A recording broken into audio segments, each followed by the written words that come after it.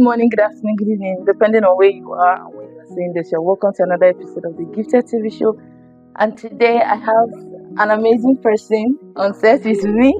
Like, it's back to back interview with amazing. When I say amazing, it's not that my usual amazing, no. I mean amazing people doing great and awesome things in their field. So join me as we interview another great mind. So, sir, thank you so much for granting this interview. Thank you for. I know it was spontaneous. As you can see, I want to sleep, but as well, let's go.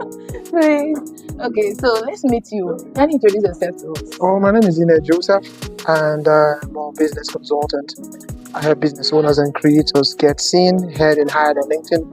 So what that simply means is we're into branding and content marketing on the world's largest business-to-business platform called LinkedIn.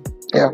Wow. So how has the journey been for you? Well, every journey has its peculiarities, and every journey is a learning curve.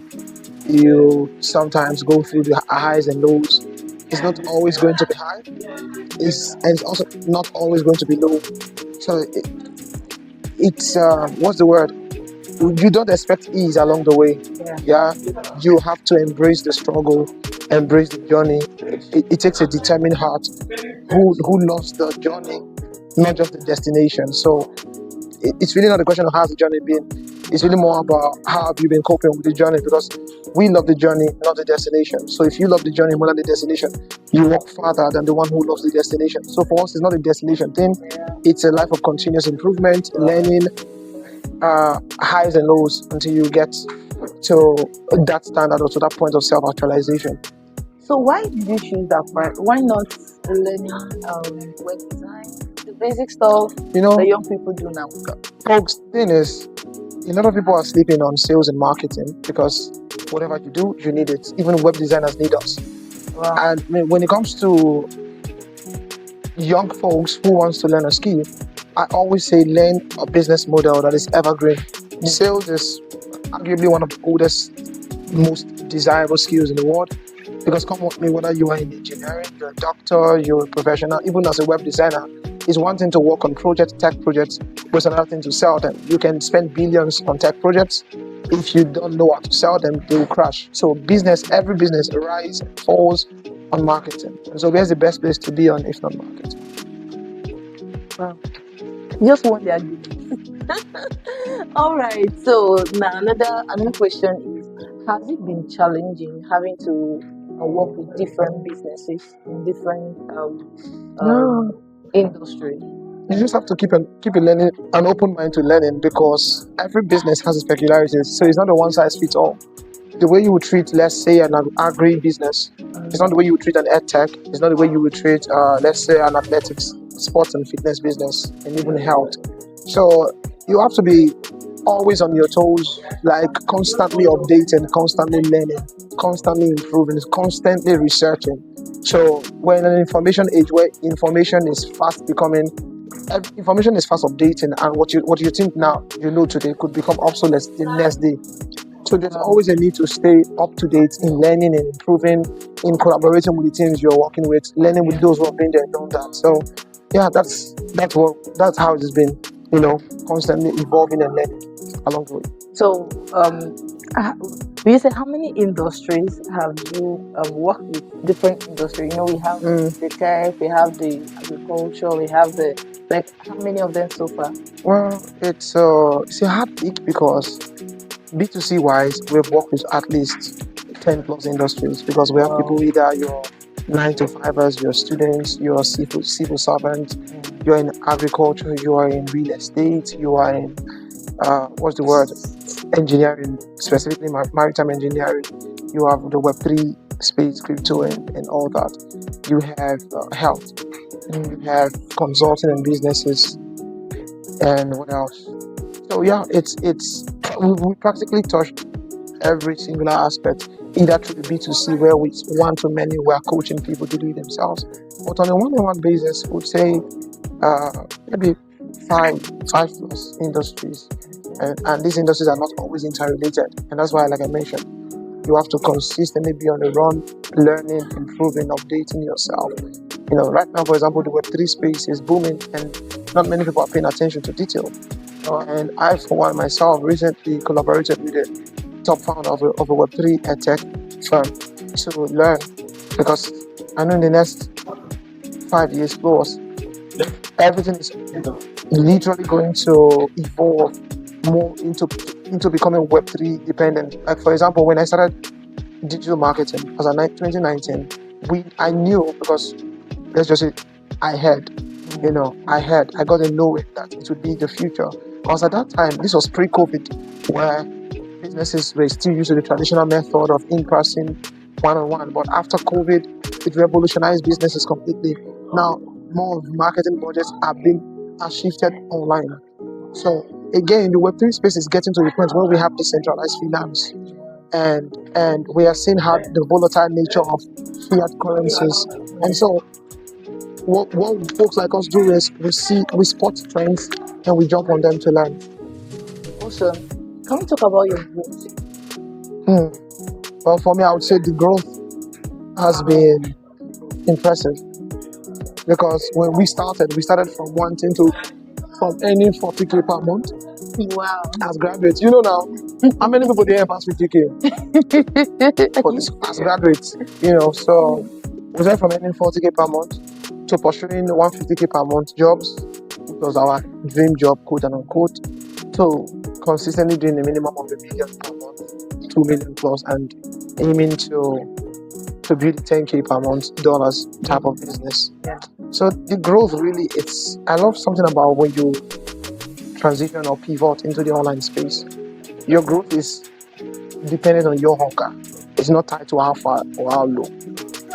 You can literally write yourself a check of 10 million and say, I want to earn this within the next 90 days. Because there's a system to help you earn it. The question I say, you go walk, you already walk. That's just the difference. It's not like it's impossible. It's, are you willing to commit to the process? It's just simplified. Right now, someone who is internet savvy on social media, TikTok, is quick. The chances that he will make his first million is faster than a PhD holder. Yeah, I mean, someone who just maybe you go to school through your BSc to your masters to get a PhD, versus someone who just focuses on instead of using all that time for masters, you invest it in learning the Web 2, that's and Web 3 space. You make your first 10 million. It's a no-brainer. The chances that you will make your first millions, whether 1 or 10, is faster and more predictable than a PhD holder. Because now as a PhD holder, how many firms can afford you? So you have to now own that you are underutilized as a PhD holder. Except of course you are trying to get these things for maybe foreign research, travel abroad and stuff. But still, traveling abroad doesn't guarantee with all of these figures, because by the time you remove what they are earning there, you remove accommodation and stuff, then you are back to maybe 2K USD and stuff. So yeah.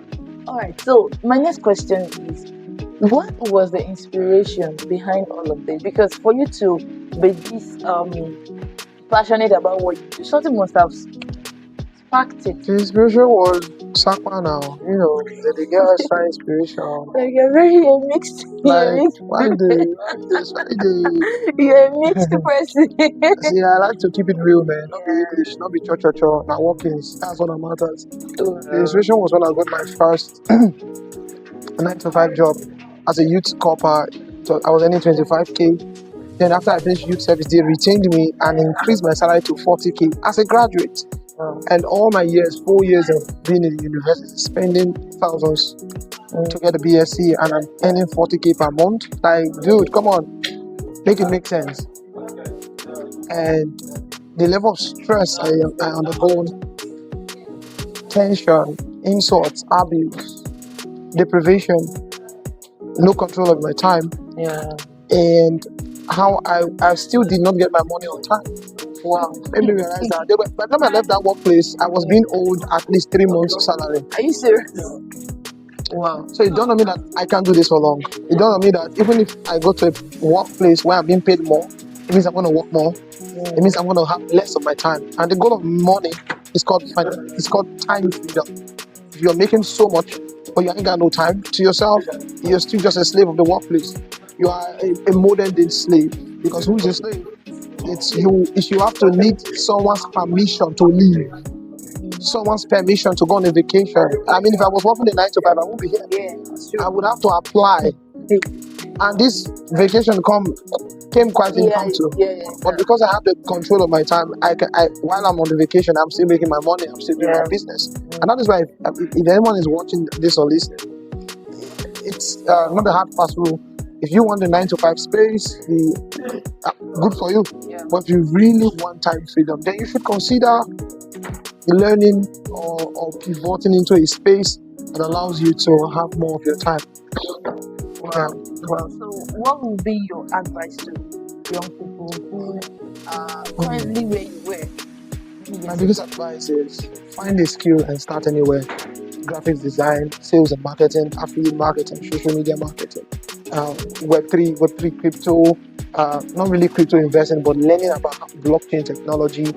Point is not the money what you define in not the university 4 walls. Look your lecturer now. The day fellow guy man like you. I'm not saying you should go do streets. No. There are people making clean money, doing legit things. The difference between you and them is you are not paying attention enough. You're wasting your time on Netflix, wasting your time on TikTok, arguing about Cristiano Ronaldo or Davido. You waste pretty time because your greatest asset is your time. If you're wasting your time, you're wasting your life. And I see a lot of youth waste their time and spend remaining part of that time begging for urgent 2K when you could have invested the next 2 hours daily, 4 hours daily, learning and grinding on the skill. The good thing about these skills is that you can start from graphics design and one day you're video editing, one day you're Web3. You can start from anywhere because even in Web3 space, you still need the skill to transact in that space. Wow. You can start from sales and marketing, affiliate marketing, copywriting, anywhere.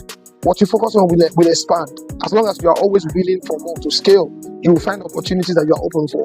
But it's better off than burning 9 candles. I'm not saying you should not read and get a degree, but don't.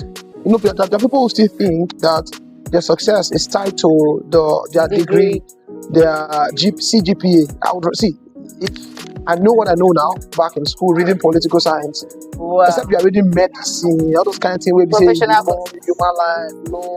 Even with medicine and law, guys, don't put all your eggs in one basket. Wow. Because I've had jobs with top CEOs and firms who never asked me if I even went to school at all. Are you serious? They don't. The new world does not function by your degrees.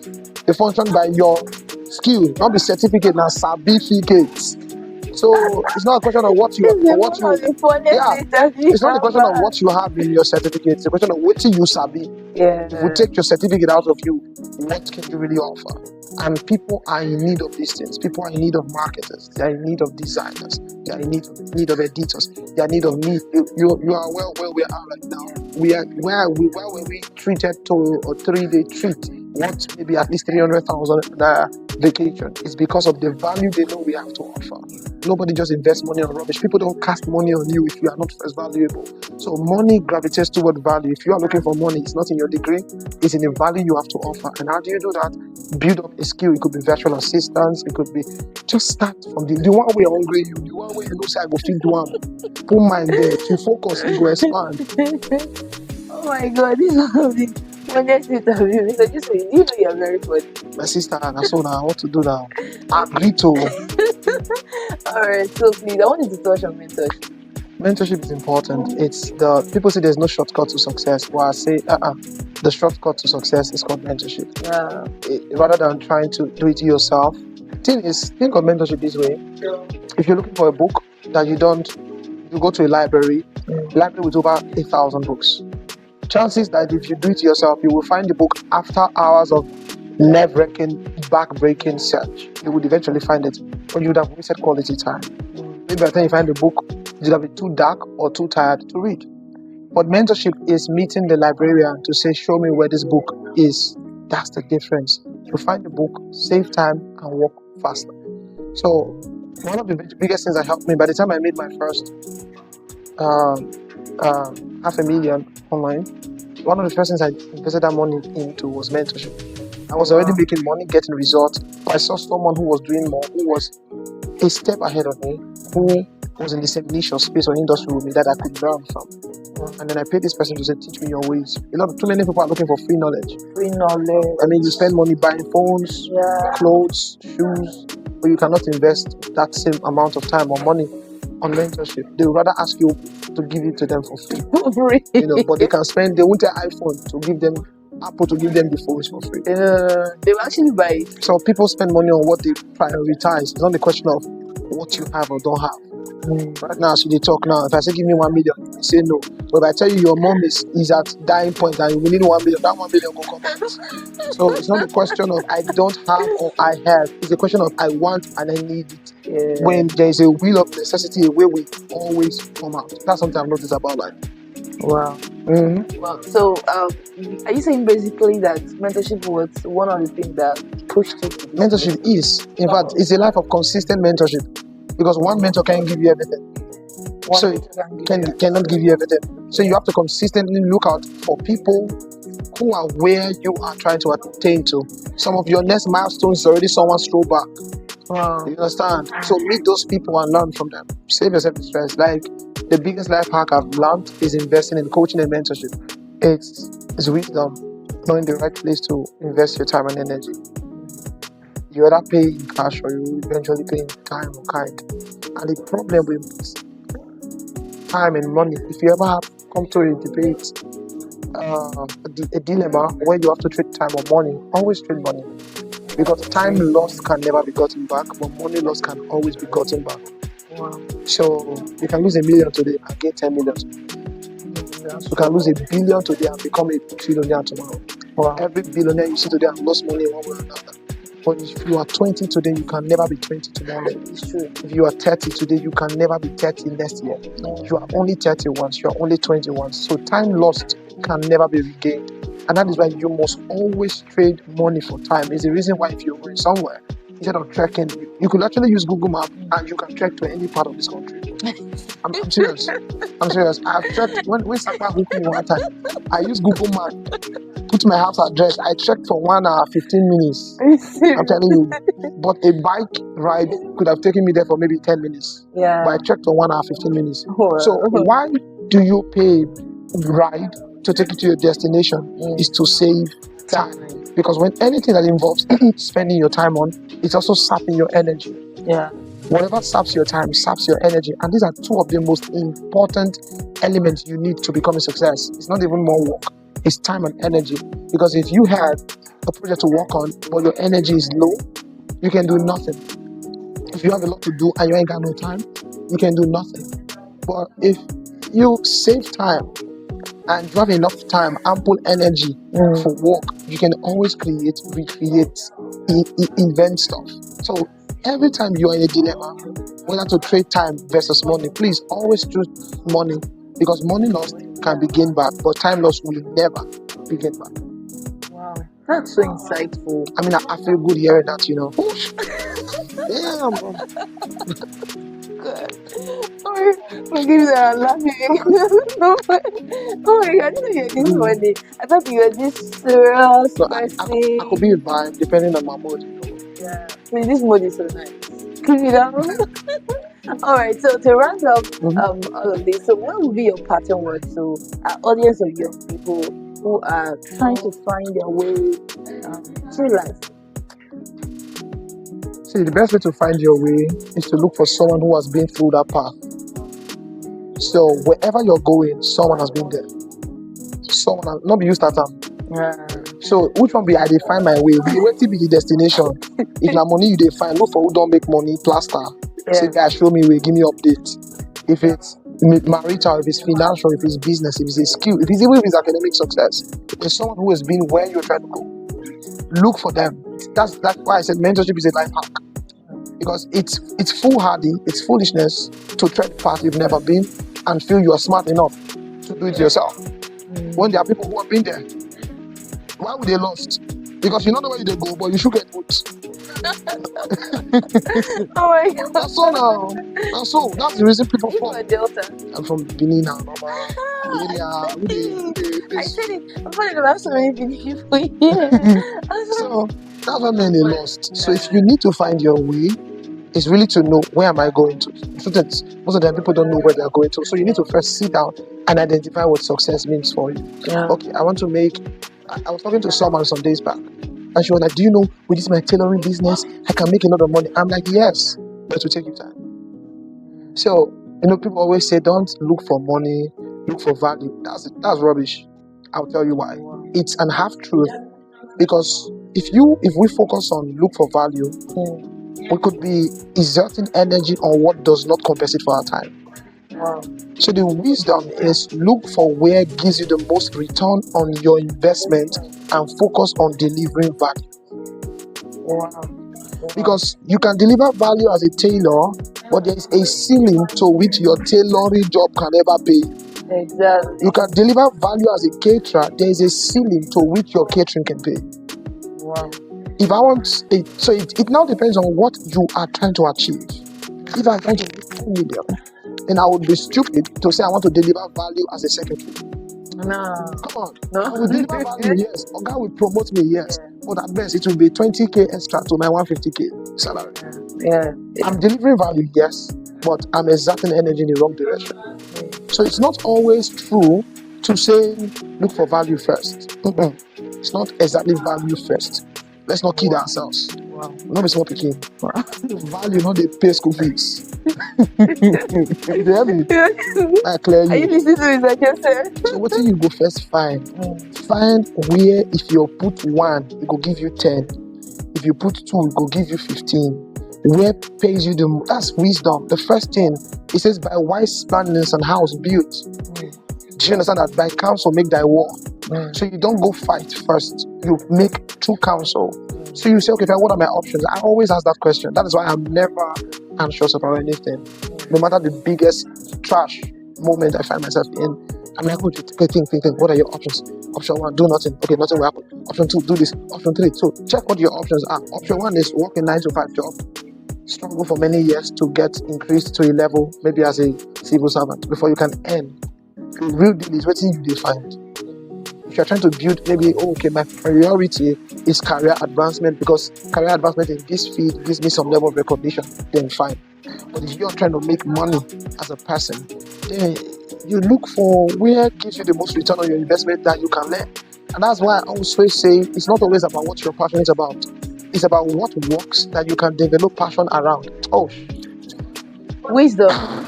I feel like I'm speaking hot things. Wisdom. So it's about finding what works and building passion around it. When I started this whole space, I wasn't passionate about this. I was passionate about advocacy, civil advocacy and law. That's what I wanted to read in school until I lost all that. School has a way of changing your destiny. And then I came out as a graduate. I'm like, okay, what can I do? Versatile, political, this guy. None of those was paying me. Then I figured what works. And there was one time I was praying, and I said, Lord, give me this thing now. Why you hold this blessing? Of course, see, above all, you must have a prayer life. Have a prayer life. I know say most of the time we always try one sound woke, one sound like most of the time we take credits for things that really is not a result of our intelligence. If I tell you I'm where I am because I'm very smart and wise, I'm lying. I'm a man of prayer.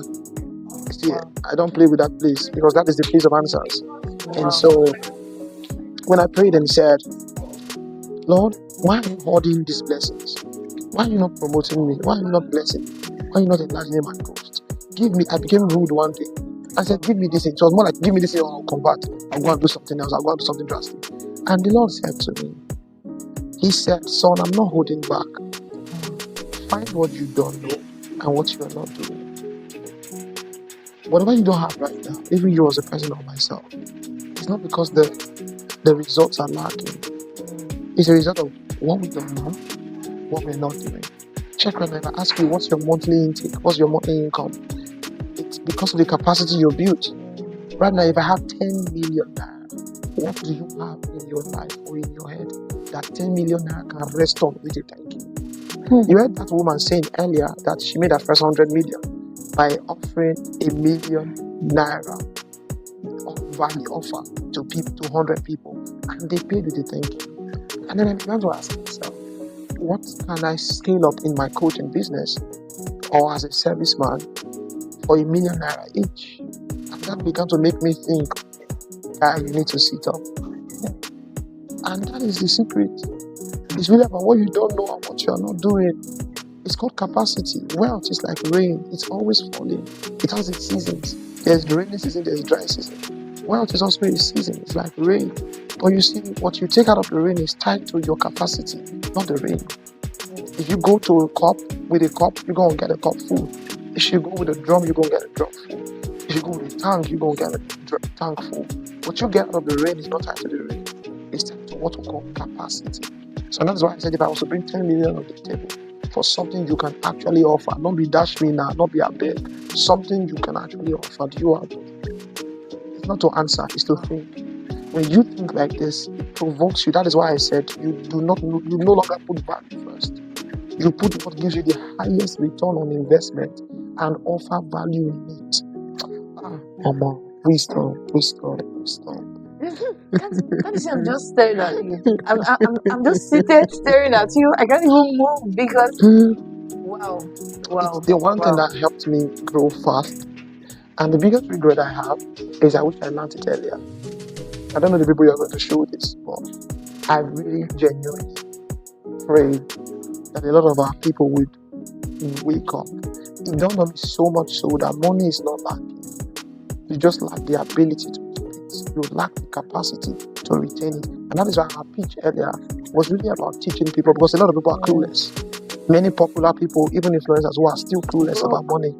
Financial education, you don't learn it in school. You don't learn it by guesswork. If it didn't dig, it didn't dig. Yes. And so I noticed that money is a product of two things. First, the mind game. Second, the numbers game. Mind game, it has to do with an experience that will provoke you. Numbers game, it has to do with a desire, a need that would make you say, I need 100 people to pay me 1 million. So it's really not 100 million as the target. It's what can I offer of value to 100 people at a million. These are just my thoughts, my final thoughts. Thank you for having me. Wow. All right, thank you so much, Mr. Joseph. I really don't want to end it. I know, right? It's one of those. This is a masterclass on its own. I mean, I will go pay for this interview. Yeah. We wish to. All right, so let's assume there's a young person here who wants to reach out to you or be part of your mentorship program or something. Tell them to reach me on LinkedIn. I'm most active there. I don't check Facebook DMs because it's a crowded place. I can't keep up. Okay. I don't. Twitter DM is still crowded too. But my LinkedIn, you can either comment on my post, send me a DM on LinkedIn, or check any of the links on my profile, book a call. Just write the description in the calendar what you are booking a call for, and we'll check it out from there. All right, thank you so much, Mr. Joseph. Thank you so much. I truly appreciate this. Those spontaneous, but it was super. You owe me. Oh, obviously. Because I need to go sleep now. Obviously. And you're the one keeping me. Sorry. Thank you so much for joining this episode of the Gifted TV show. Shani Samangafu remain your host, and I am Florence. I am your co-host. So till we come to another episode of the Gifted TV show. Make sure you subscribe to our YouTube channel and all our other streaming platforms, and also make sure you share this video to someone you know that needs it, especially a young person. Till the next episode. Enjoy your weekend.